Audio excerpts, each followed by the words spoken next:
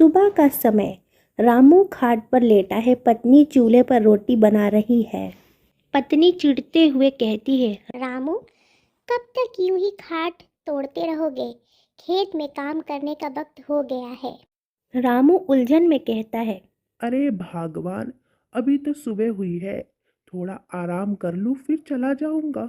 पत्नी गुस्से में कहती है, यही आलस है जो हमारे घर में गरीबी का कारण है।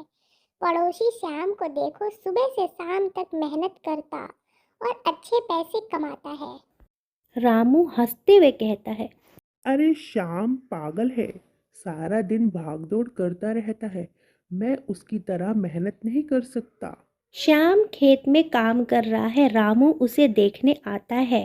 रामू मजाक करते हुए कहता है, अरे श्याम, इतना काम क्यों कर रहे हो? जिंदगी का मजा ले, आराम कर। श्याम गंभीरता से कहता है, रामू, आराम करने का वक्त तब होगा जब मेहनत का फल मिलेगा। समय का सही उपयोग करो तो सफलता जरूर मिलेगी। रामू हंसते हुए कहता है, तेरी बातें तो बड़े सेठों जैसी लगती हैं। चल चाय पीने चलते हैं। श्याम मना करते हुए कहता है, मुझे माफ़ करना, लेकिन अभी मेरा समय काम का है। चाय पीने का वक्त बाद में निकाल लूँगा। सेठ जी गांव के लोगों से कह रहे हैं कि उन्हें किसी मेहनती किसान की ज़रूरत है। सेठ जी घोषणा करते हुए कहते हैं, वो भी किसान मेहनती होगा और समय पर काम करेगा। मैं अपने खेतों की जिम्मेदारी उसे दूंगा। उसे अच्छा मेहनताना भी मिलेगा। श्याम और रामू वहाँ खड़े हैं। श्याम आत्मविश्वास से कहता है, जी मैं तैयार हूँ। रामू हंसते हुए कहता है, मैं भी तैयार हूँ, लेकिन काम करने की जल्दी नहीं है। सेठ जी गंभीरता से देखते हैं। समय की कदर करने वाले को ही मौका मिलेगा। रामू, तुम्हारा आलस तुम्हारी सबसे बड़ी कमजोरी है। रामू का पछतावा। सेठ जी श्याम को काम देते हैं। कुछ महीने बाद श्याम के पास पैसा और सुख सुविधा आ जाती है, जबकि रामू की हालत और खराब हो जाती है। रामू परेशान होकर अपनी पत्नी से कहता है, श्याम तो बहुत तरक्की कर गया, मेरे पास कुछ भी नहीं बचा।